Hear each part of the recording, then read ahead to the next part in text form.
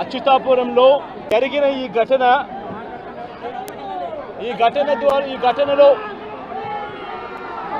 ప్రభుత్వం వ్యవహరించిన తీరు, ప్రభుత్వం స్పందించిన తీరు, మరి మధ్యాహ్నం 2:20 ఈ ఘటన జరిగితే 2 గంటల ప్రాంతంలో ఈ ఘటన జరిగితే ఈ ఘటనకు సంబంధించి జరిగిన వివరాలను ఒక్కసారి గమనిస్తే ఈ ఘటనలో ప్రభుత్వం స్పందించకూడదు అన్న తాపత్రయము ఎక్కువగా కనిపిస్తూ ఉంది. ప్రభుత్వం 17 మంది చనిపోతే ఈ ప్రభుత్వం మొట్టమొదటిగా సాయంత్రం 4 గంటలకు హోంమంత్రి వచ్చి ప్రెస్ మీట్ను అడ్రస్ చేస్తూ తాను మాట్లాడినప్పుడు కూడా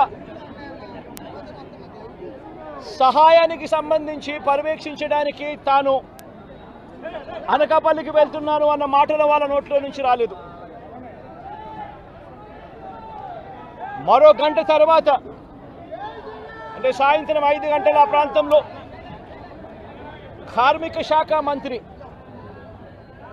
ఎవరి పరిధిలోకి వస్తుందో, ఈ డైరెక్టర్ ఆఫ్ ఫ్యాక్టరీస్ అనేది ఎవరి పరిధిలోకి వస్తుందో, ఈ కార్మిక శాఖ మంత్రి కూడా ప్రెస్ మీట్ పెట్టి ఎంతమంది చనిపోయారో తెలియలేదు అన్నాడు. వివరాలు లేవు అని మాట్లాడతాడు. తాను కూడా హుటాహుటిన అక్కడికి వెళ్ళాలి అనే తాపత్రయం కూడా చూపించడు. ఘటన